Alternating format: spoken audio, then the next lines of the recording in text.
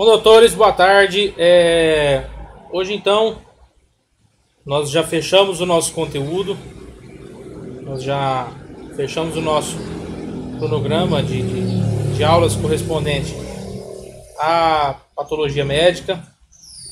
E hoje nós vamos ver uma aula em caráter de revisão, em vista que nós já fechamos o conteúdo, não entra mais conteúdo novo, não entra mais matéria nova agora. Vamos ver só essa parte em caráter de revisão. E um dos temas que cai bastante nas nossas provas são as emergências hipertensivas. Tendo em vista que nós temos que levar em consideração o que a gente viu lá atrás, do que é urgência hipertensiva e do que é emergência hipertensiva. Nós sabemos que um leva o paciente a risco eminente e o outro não leva o paciente a risco eminente de óbito. Então, temos que ter em consideração essas situações. Então, revisando para a nossa prova, temos que ter em consideração o conceito de urgência hipertensiva e de emergência hipertensiva. Qual que leva o paciente a risco eminente de morte e qual não leva o paciente a risco eminente de morte. Relembrando que nada impede de que uma urgência hipertensiva se transforme em uma emergência. Nosso paciente dentro do pronto-socorro, ali dentro do setor admissional, pode apresentar piora grave do quadro, ou pode cursar com alguma sintomatologia que estava mascarada ali por trás daquela clínica leve e vai apresentar depois. Então, primeiro a gente vê se é uma urgência hipertensiva, se é uma emergência hipertensiva e associa a clínica que o paciente está referindo. Contudo, leva em conta o próprio histórico do paciente.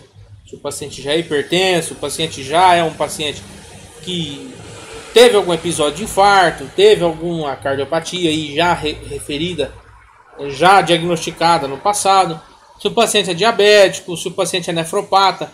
Eu sei que esses pacientes diabéticos e nefropatas, os riscos de enfermidade cardiovascular são maiores, E uma reincidência em alguma patologia cardiovascular pode ser, diga-se de passagem, fatal para esse paciente. Então, a primeira coisa é referir se é uma urgência ou uma emergência hipertensiva. Beleza, cheguei lá, o paciente está em urgência hipertensiva, ele teve uma crise hipertensiva depois de uma discussão familiar, tal, beleza. Eu não sei se o paciente é hipertenso, então vou mandar ele embora com aquele pedido, de aquela solicitação de MRPA, aquele pedido de mapa, para diagnosticar se o meu paciente é hipertenso mesmo ou se o paciente apenas teve aquela crise hipertensiva isolada, secundariamente a algum tipo de estresse, algum tipo de situação que o levou àquela situação ali, beleza? E beleza, diagnostiquei que é uma urgência hipertensiva, tranquilo, não é nada grave, controlo meu paciente, reduzo a pressão dele, baixo a pressão dele no pronto-socorro ali, deixo ele em observação um pouquinho e tá tudo certo. Tá na dúvida, aquele esquema que eu falo, tá na dúvida, faz o eletrocardiograma. Não passa vontade em fazer o eletro no seu paciente. Agora não, o paciente tem uma emergência hipertensiva. O paciente que chegou com a clínica grave. Primeiramente, então, eu vou ver se isso é uma... Vou tentar diagnosticar para diferir o que está dentro da emergência hipertensiva. Certo? O paciente pode chegar cursando com a clínica cerebral. Aquela famosa encefalopatia hipertensiva. Onde o paciente tem um hiperfluxo cerebral, consequentemente tem cursa com edema também, com edema cerebral. Então, esse paciente ele vem ali com uma disfunção neurológica relativa, uma disfunção neurológica de moderada a grave. Geralmente são reversíveis esses transtornos cerebrais que ocorrem com esse paciente durante esse período de encefalopatia hipertensiva, Então, quando geralmente resolve essa pressão arterial, esse pico de pressão arterial se abaixa, essa clínica neurológica melhora também, tá? Doutor, o paciente pode cursar com uma clínica mais severa, pode cursar, tá? Dependendo quanto tempo demora para esse paciente ser atendido, ou quanto tempo esse paciente ficou lá sem atendimento, lá na casa dele, ou até que alguém levasse esse paciente para o pronto-socorro. Pode ser que esse paciente curse com a clínica mais severa, devido à própria demaciação cerebral. Vai aumentar a pressão intracraniana, então o paciente pode cursar com a clínica já respiratória depois, né? Aquela clínica de insuficiência respiratória por hipertensão intracraniana. Tá? O paciente faz uma clínica secundária devido a essa hipertensão intracraniana. O paciente pode fazer parada respiratória por paralisia de musculatura acessória. O paciente vai alterar a inotropismo do paciente, vai alterar... O que mais pode alterar? O paciente pode apresentar também já alteração na reatividade pupilar devido a esse aumento de pressão intracraniana, né? Então, é uma clínica severa que leva o paciente a óbito quando não controlado de forma rápida e correta. Tá? Vamos lá. Clínica clássica que esse paciente chega, né? Aqui é uma clínica ainda de começo, o paciente começou com o quadro ali, acudiu pronto-socorro de forma rápida. Então ele chega referindo dor de cabeça, cefaleia, enjoo, ou já o próprio vômito mesmo. E o principal, a confusão mental. Então o que eu tenho que fazer aqui? Excluir um possível AVC. Quando o paciente chegou com essa clínica neurológica, com confusão mental, já vou tomografar esse paciente para descartar qualquer tipo de evento cerebrovascular. Beleza? Lembrando que o AVC é um quadro mais agudo, né? O AVC já é uma complicação mais grave, onde você já começa a ter o dano neurológico mesmo, devido a uma hemorragia lá dentro do parênquima, ou o próprio corte de fluxo sanguíneo, tá? Então, relembrando, só primeiro eu descarto se é um evento cerebrovascular, ou AVE, acidente vascular encefálico, como você quiser chamar, tá bom? Tratamento, não vamos focar em medicação, focar só, como a gente está dentro da parte de patologia ainda, patologia médica, focar só na parte clínica, mas a gente fecha com nitroprussiato para esse paciente aqui, para reduzir pelo menos 25% dessa pressão em 1 hora. Temos também ali a hipertensão acelerada maligna. A hipertensão acelerada maligna, o próprio nome já fala, é uma hipertensão arterial grave. O paciente cursa com clínicas multissistêmicas, onde ele pode apresentar desde uma retinopatia até uma insuficiência renal. Esse paciente pode cursar com injúria renal porque vai fazer necrose fibrinoide da arteríola renal. Então esse paciente pode cursar para injúria renal aguda e piorar a situação cada vez mais. E, como a gente fala, o paciente afunda muito rápido. É aquele paciente que precisa de hemodiálise, de emergência, e às vezes, dependendo do lugar que você está, é difícil conseguir isso daí, é quase impossível. Tem que derivar esse paciente para fora, né? Eu preciso controlar isso aqui de uma forma rápida para evitar que lesione mais essas arteríolas renais. Para tentar segurar um pouco essa lesão renal, para que não se abranja de uma forma tão acentuada. Então o paciente cursa, tem uma retinopatia, tem edema de papila edema, edema de fundo de olho, né? E também o próprio livro nos diz que é uma clínica rapidamente progressiva e fatal. Então eu preciso controlar esse paciente o mais rápido possível. O principal pepino aqui é a injúria renal do meu paciente. Eu não quero que esse paciente perca a função renal, porque se perder a função renal ali, aí eu vou ter uma filtração glomerular, vai sobrar potássio, vai começar a desregular ácido lático, o paciente vai cursar com uma acidose metabólica, vai fazer um rolo nesse meu paciente. Então eu preciso preservar a função renal dele, né?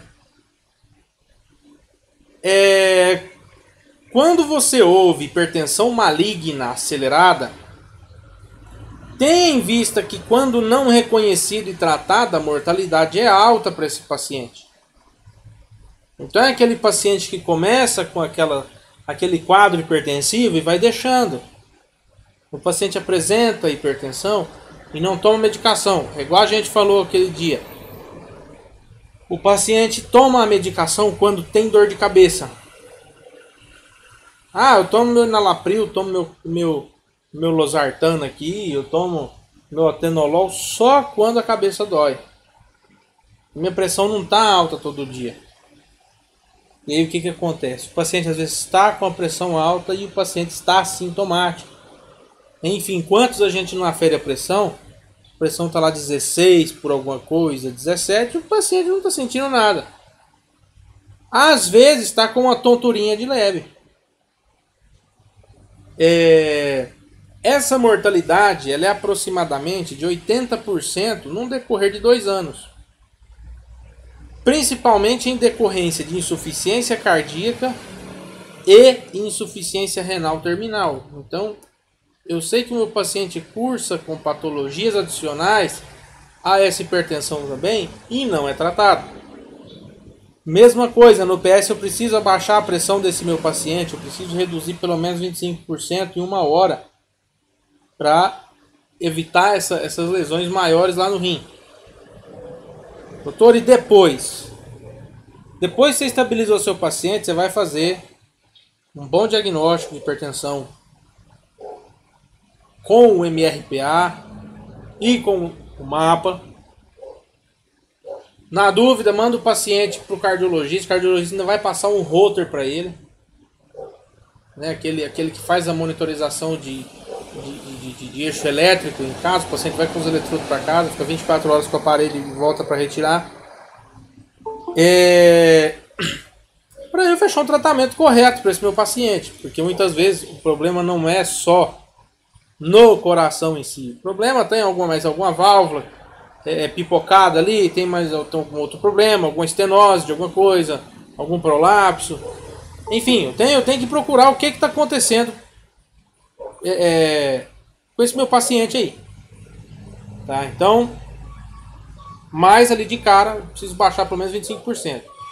E uma outra complicação que eu falo, que é uma das mais graves, né, também, que é a dissecção aorta, dissecção de aorta, né, ou dissecção aórtica aguda, ou também aneurisma. Pode ser que caia para você com a terminologia aneurisma, é a mesma coisa.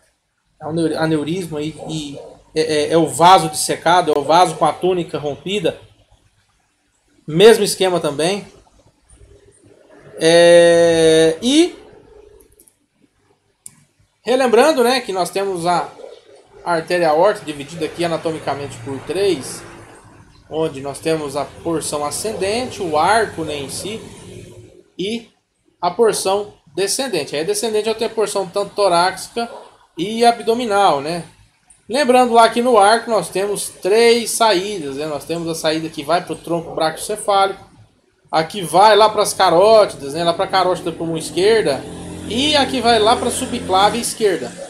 Tá? Então, só relembrando, porque existe clínica específica para cada afetação em cada local disso aqui. Então, eu tenho ali a ruptura da túnica íntima, né? Túnica íntima, e fica tendo aquela circulação colateral aqui por dentro da túnica íntima e da túnica adventícia ali na túnica média, por ali. Beleza?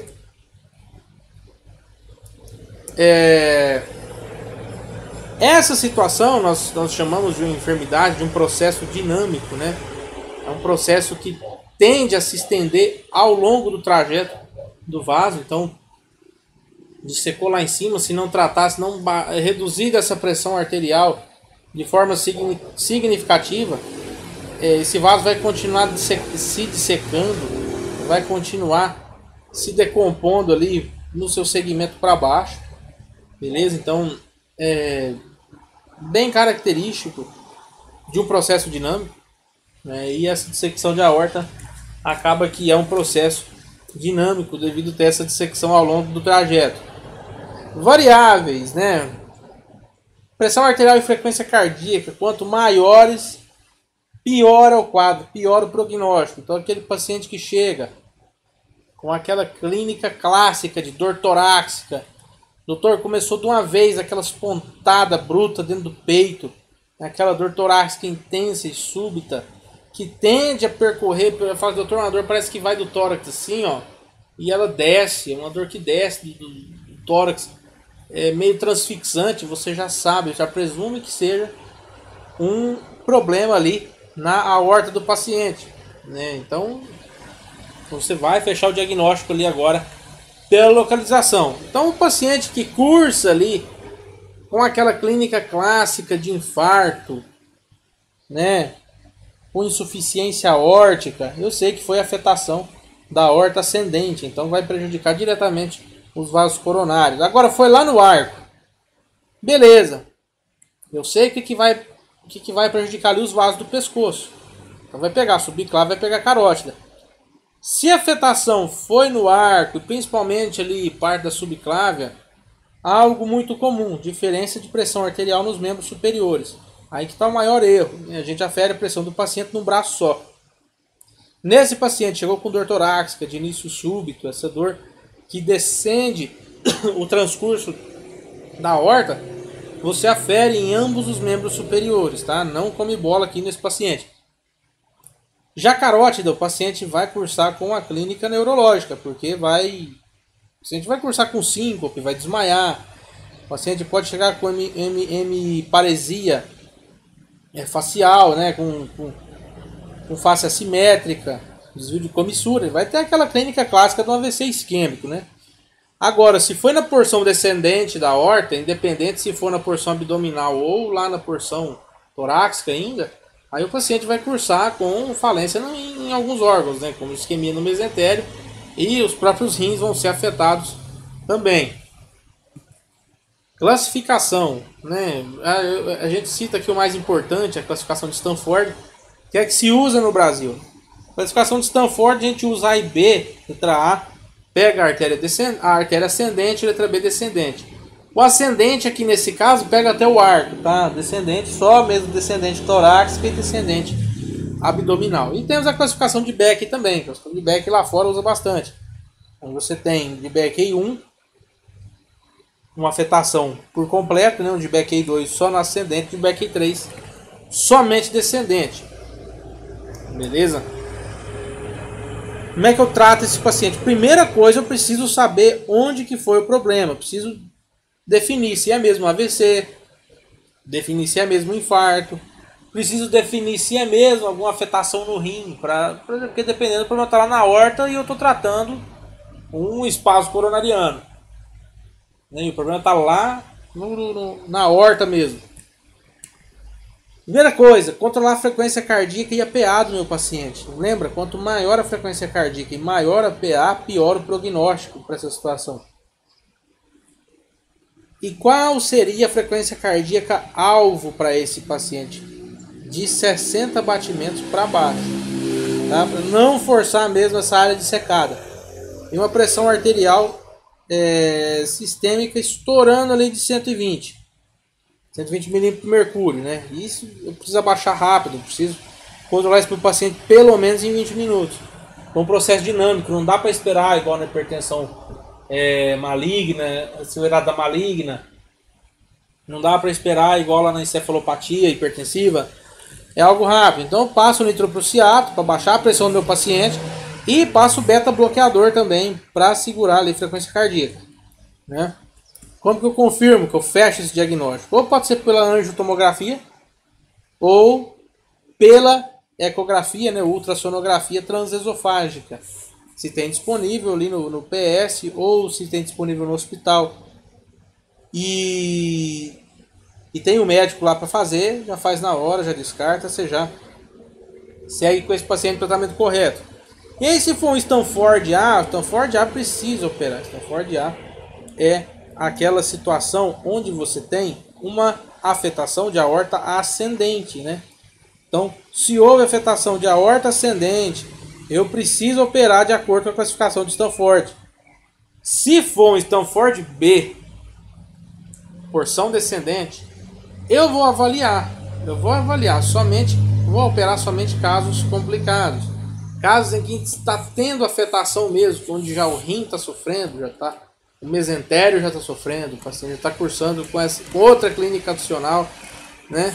E o clássico aqui, controlar a frequência cardíaca e a PA do paciente. É o básico, é o arroz com feijão para essa situação aqui. Então, primeira coisa, eu preciso distinguir o que é o que no meu paciente. Se é emergência hipertensiva, se é urgência hipertensiva, né? Se é dissecção, se é hipertensão maligna. Se o paciente está infartado mesmo, beleza? Na dúvida, faz o eletrocardiograma. Opa, fiz o eletrocardiograma. O paciente teve um supradesnivelamento do segmento ST em em 3 derivações pelo menos. Ah, então já sei, meu paciente realmente está infartado, tem um infarto com o segmento, com o supradesnivelamento do segmento ST. Beleza? Agora não, o paciente suprou só uma derivação. Tá, confere lá que pode ser alguma falha no eletro, pode ser o paciente se mexeu no exame, tá? Ou pode ser alguma outra coisa isolada. Beleza, pessoal? Beleza, doutor. Tranquilo, de boa?